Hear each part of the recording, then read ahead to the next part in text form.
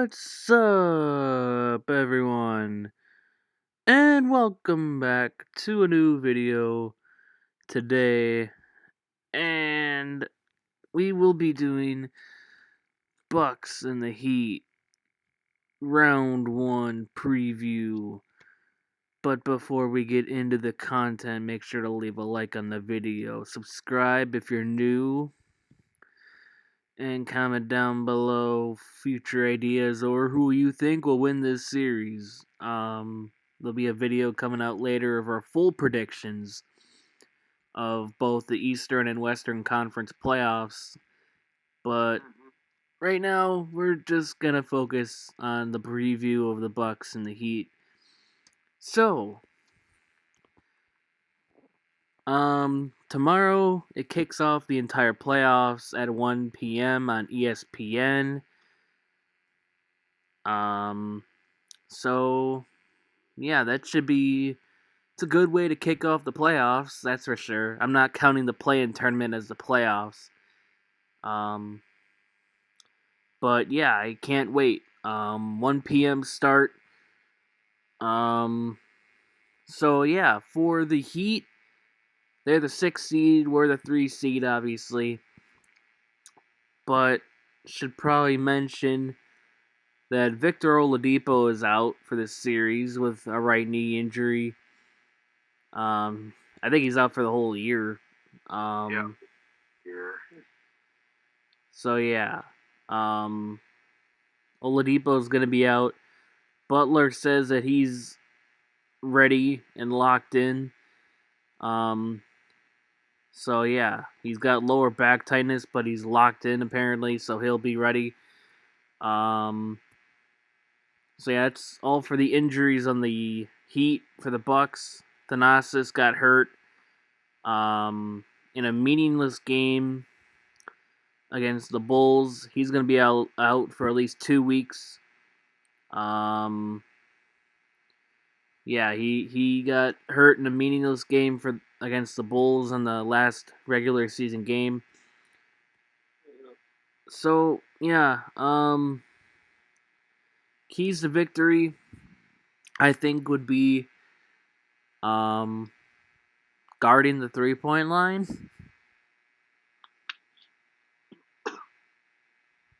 And also, we don't have Eric Bledsoe anymore. I think Drew Holiday is going to be a big key to this to a victory. Because he definitely could be a guy that could score the basketball when you need him to. He could take off pressure from Giannis. And also, that defense is going to come into play big time. You obviously got Giannis, the MVP, the back-to-back MVP, who should be a 3-time in a row, but whatever. They decide to put Curry in the top 3 despite them just being eliminated tonight. So yeah. Obviously you got Middleton. The key for that is he gonna be consistent, or is he gonna be taking dumbass shots like just pull up for no reason, mid range or whatever, and then miss? We're gonna have to see. He has been playing great lately. Also, can he stay efficient? There's been games where he scores at least 22, 26 points, but he does it on like 8 of 24 from the field. Key to the game is also efficiency, and also that the Heat don't have that brick wall type of defense to stop Giannis, I don't think. But yeah, what do you think? For my keys to victory? Yeah, or just whatever in general. Well, obviously, Coach Bud's going to need to make adjustments, but give him credit for that, though he has made more adjustments this year. But my major concerns are his net distributions and his rotations. Still really worries me. That's true. That's what we're most. I guess we could talk about what we think the rotation should be. So obviously, you got your starting lineup of Drew Holiday, Dante DiVincenzo, Chris Middleton, Giannis, and Brooke Lopez. So Here's a question. obviously, huh? Actually, I got a question. This is kind of an opinion one I thought about. Do you think Bryn Forbes should start for his elite 3-point shooting? Because Um, that's a good point. that would really help diminish the wall, I think, more that they can try to employ. Because Bryn Forbes is like the best shooter in the NBA, or at least one of them. That's And true, but he's how are you going to build a wall then? Because he's just going to kill it from three then. that He's definitely better than Dante on that one. that's true. Um, is it gonna happen? Probably not. Um, No. Even though I think honestly I'd go with that. yeah, but I'm just gonna go with what obviously will probably be the starting lineup tomorrow. So Yep. obviously you got Drew Holiday, Dante DiVincenzo, Chris Middleton, Giannis, and Brooke Lopez. In games that are not like give them away games, like playing all the rookies and stuff, that's your normal lineup. Then you got Jeff Teague as a backup point guard. Okay, Bryn Forbes obviously is elite shooting. Pat Connaughton. I swear to God, if you give him 30 minutes a game, I am gonna be so pissed. Uh, Yeah, it's not that he's a horrible player. He's just way overplayed for the production he gives. yeah. I mean, there's been games where he's played 31 minutes, 27 minutes lately to give 0 for 4 from the field. 0 for 4 from the field. He's not efficient. Um, He's inconsistent, yeah, he's unfortunately. inconsistent. Um, When he's on, he's a great player, man. Because he's had nights where he scores like 20 points, I think, a few nights. Like, holy crap, he's doing good. But in my unfortunately, opinion, he he only gets 15 minutes. If I'm the coach, he only gets like 10 to 15 minutes on my bench.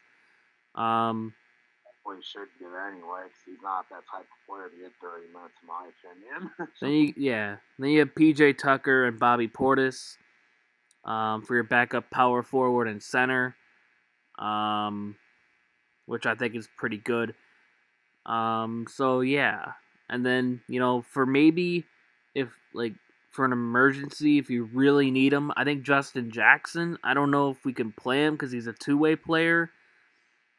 Um, but he's got some experience at starting games. I mean, not in the playoffs, but like he can score a little bit. Um, I don't know. Maybe I mean, obviously not a big part of the rotation. Like not a 20-minute a got night guy, but if you need like PJ Tucker to get a break or if Pat Connaughton's struggling, I could see Justin filling that role a little bit, maybe for 5 to 10 minutes. I don't know. What do you think Yeah, about that?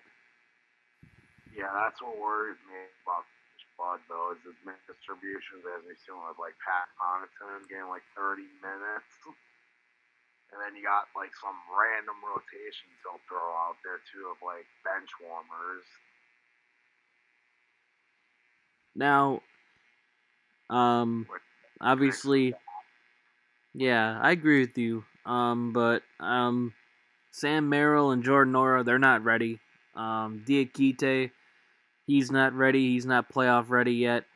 Um, they always they would stay on the bench, and the only absolute way they'd play would be if we had, like, injuries, of course. or if we're just blowing the team out by 30 points at like 3 minutes left. Yeah. But yeah, I don't think they should touch the floor at any crucial moment yet because they're rookies. I mean, they showed flashes, but Nora still has a defense or still needs to work on his defense. Merrill kind of a bad shot taker sometimes. Barrow would only be good if he made a three at the end of the fourth quarter or something. But that'd be it. I would trust him in somewhat, but yeah, that's one of my keys. So the victory for the Bucks. My other one, well, Giannis hits his damn free throws. Yeah, He's I been want to doing look pretty his. lately. He's got 68.5% free throw percentage this year. Well, it's a lot better than last year, but yeah. How's he done more recently, though, is the question. He started off, I remember. May 13th, he went 11 of 16. There were 5 for 8, 1 game, 6 of 7, 1 of 2, 7 of 8, 10 of 12, 3 of 6. So he's been doing pretty good from April 27th to May 15th. 65% from free throws, and I think we're good there. But he's got his free throws, though. And also, yeah, I know, Bud has been a lot better, but he cannot only play 30 minutes a game. He's got to play 36, 38 minutes a game. Enough of, yeah. Closer to 40. Huh? I think even closer to 40 plus, even, just because it's do or die now. You gotta win. There's no, we can get them next game, no, because that one win they could get could build up enough momentum to overthrow you. And also, another thing. Toronto, and I don't want to remember that. Yeah, another thing, he needs to be a little more, maybe a little more aggressive to the rim.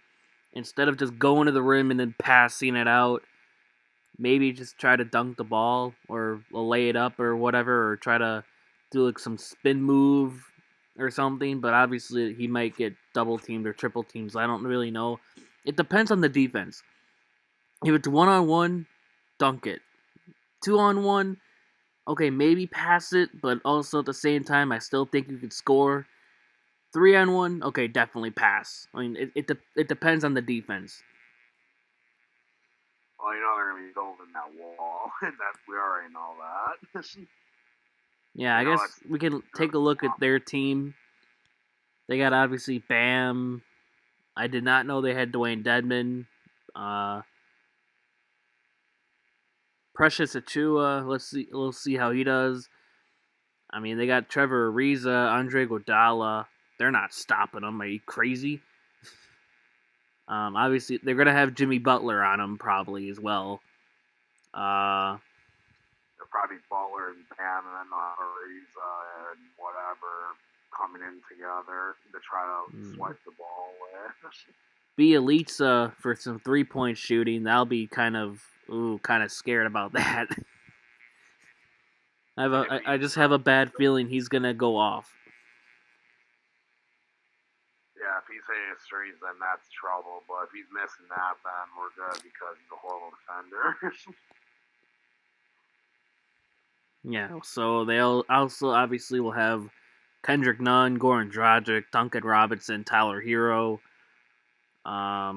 maybe KZ Akapala will get a little bit of playing time. Who knows? But we'll have to see what happens. Honestly, I think we could win in 6 or 7. But I said that last year. But this time I mean it. Drew Holiday upgrade over Bledsoe. Bryn Forbes is an elite 3-point shooter. Portis has been amazing off the bench. So DJ Tucker should be a nice addition now. Yeah. Nice toughness. So yeah, last year I said 6 or 7. This year I'm saying Bucks in 6. But we'll get into the whole thing later on in another video. But I think that'll be it for us. Make sure to leave a like on the video, subscribe for more, and we'll see you next time. Peace.